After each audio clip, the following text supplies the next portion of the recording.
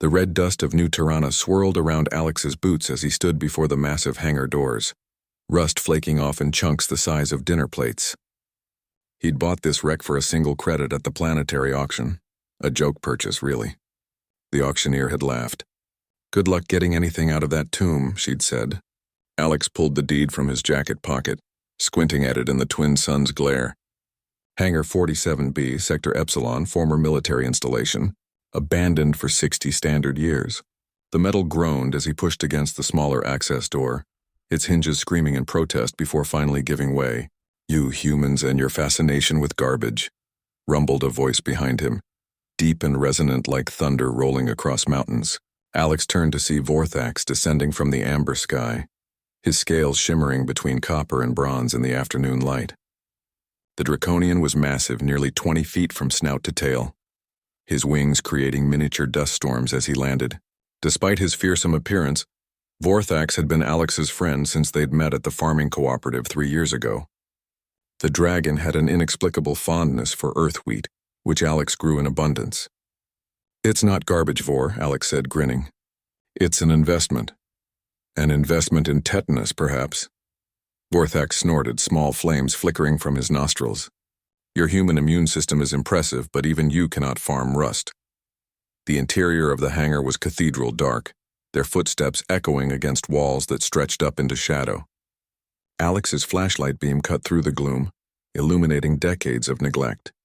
Empty fuel drums, shattered crates, and the skeletal remains of what might have once been atmospheric shuttles littered the floor.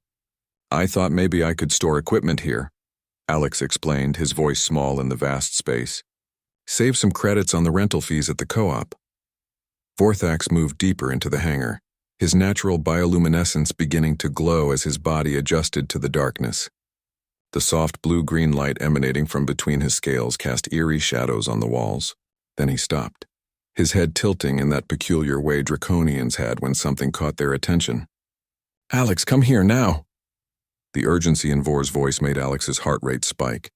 He jogged over to where the dragon stood, his massive clawed hand gesturing toward the far wall. At first Alex saw nothing unusual, just more rust and decay. Then Vorthax pressed his palm against a section of wall and everything changed. The rust was fake. Beneath Vor's touch, holographic projections flickered and died, revealing seamless titanium carbide plating. The dragon dragged his claw across the surface and a seam appeared, glowing with soft amber light. A hidden door.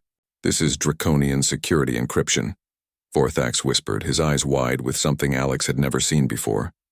Fear. "Old Dynasty protocols. This shouldn't exist here. This shouldn't exist anywhere outside our homeworld." "Can you open it?" Vorthax's claws moved across the surface in intricate patterns, ancient symbols lighting up beneath his touch. The door hissed, pressure equalizing, and swung inward to reveal a staircase descending deep into the planet's crust. They descended in silence, the temperature dropping with each step.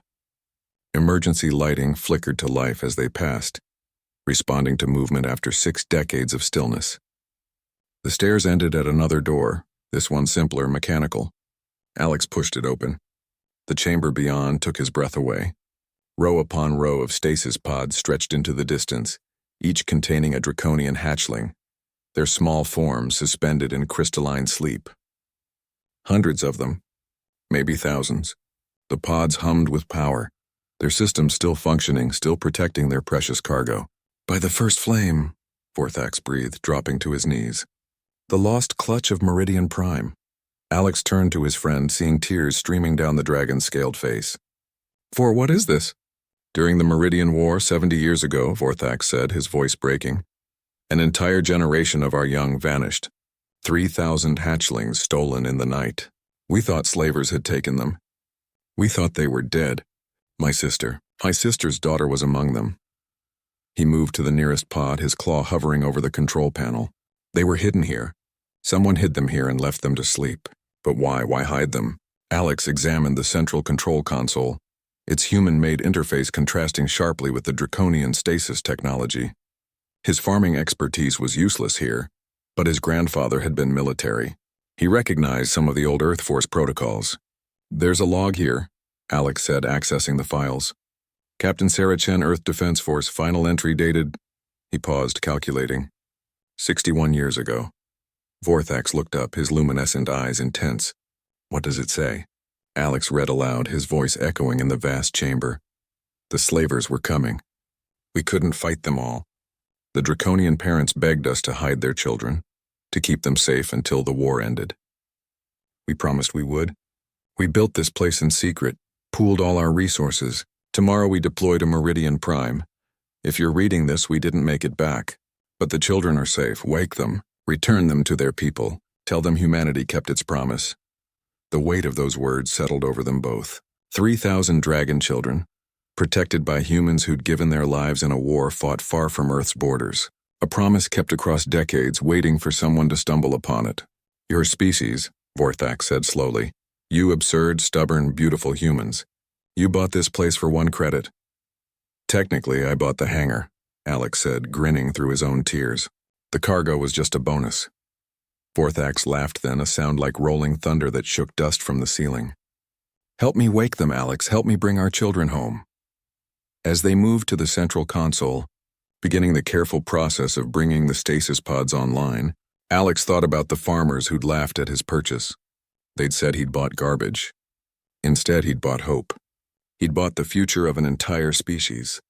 And he'd done it for a single credit. The first pod systems began to glow, a small dragon's eyes fluttering open after 60 years of dreamless sleep. Vorthax pressed his palm against the glass, tears of joy streaming freely now. Welcome home, little one, he whispered. Welcome home.